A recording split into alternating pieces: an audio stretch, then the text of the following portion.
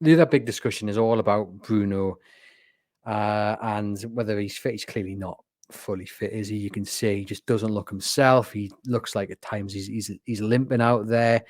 And I think if the end of the season wasn't so close, or if Newcastle were maybe in the position that we were last season where there was nothing to really play for, we wouldn't be seeing Bruno Guimaraes in the side at the moment, because quite clearly he's not at his best. And it was really interesting, actually, because his pass led to the penalty. And the commentator on Match of the Day actually said, in that moment of play, another overhit pass from Bruno. And that kind of summed up his day on Saturday. There was a couple of moments of magic when the ball was put over to Anthony Gordon. Anthony Gordon, gets brought down, and he's clearly still able to pull off them passes, but not as consistently. He's not performing as consistent as we're used to. And I've actually seen suggestions to whether, and we've spoken about it today off air, do you use him as an impact sub in the remainder of the games, or are you saying to him and to our listeners, and Eddie Howe is going to be saying to the fans, look, a 70% fit Bruno is better starting the game and trying to get him through 90 minutes than bringing him off the bench with half an hour to go? That would be my school of thought. I think even if you've got it's really interesting with Bruno because we're sort of in uncharted territory. He's came, 15, 16 months ago, and he hasn't really put a bad spell of form together until maybe recently. The last 3 games, I think, have been noticeably below par.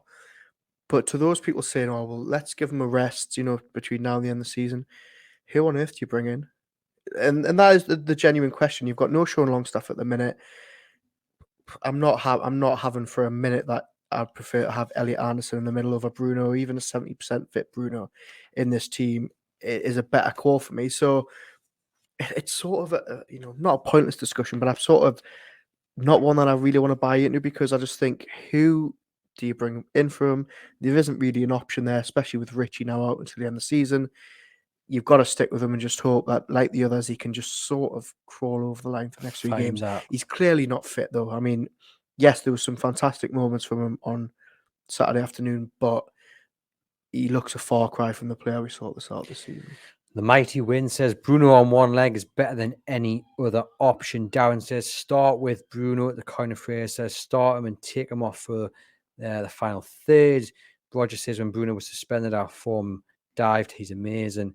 And Barry says that's madness. Bruno has to play one leg or none.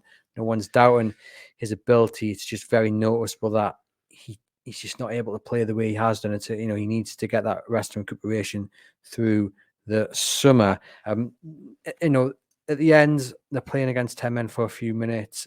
Beautiful ball by Bruno. And this is probably when we're talking about Bruno and whether we rest him and whether, you bring him off with, 15 minutes left, what have you.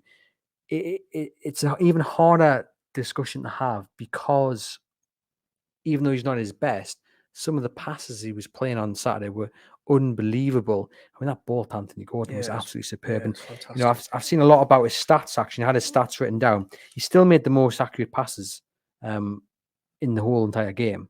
Now his accurate percentage rate was down. I think it was about 78%, and there was 4 or 5 Newcastle players a bit higher than them. But in terms of actual passes, he was the highest Newcastle United player. So he's still key to this team. And it just goes back to your original point to the question is, if you drop him, if you rest him, who on earth are you resting him for? And we're so used to Bruno consistently dropping 9 out of 10 performances or 10 out of 10 performances that when he does have, a few games where he's dropping 5s or 6 or 7s, in our opinion, it's noticeable, But ultimately, as you say, that ball to Anthony Gordon at the very end of the game, and this is a player we've just been saying looks tired and isn't fully fit. 90th minute, he's playing that ball over the top of Gordon to draw Firpo with that red card.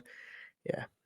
Do you think opposition teams have come to target Bruno and they have kind of worked out that if you get on top of him and if you get in on or rattle him, he doesn't like it. He's either going to react to it or he's going to maybe go into his shell a little bit. He needs time and space on the ball to work his magic. I think teams have absolutely 100%. A lot of teams this season have went out there with the sole purpose of trying to stop him. I remember when Manchester United came to St James's Park last month and Scott McTominay for the first 15 games just literally did not leave Bruno's side until he realised that he wasn't getting anywhere near him, and they changed it up.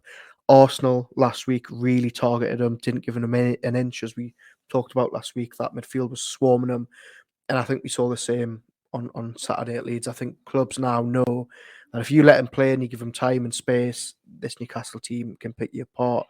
And I think this is why we maybe need another midfielder brought in the summer, just to try and take a little bit of that pressure off Bruno in the middle.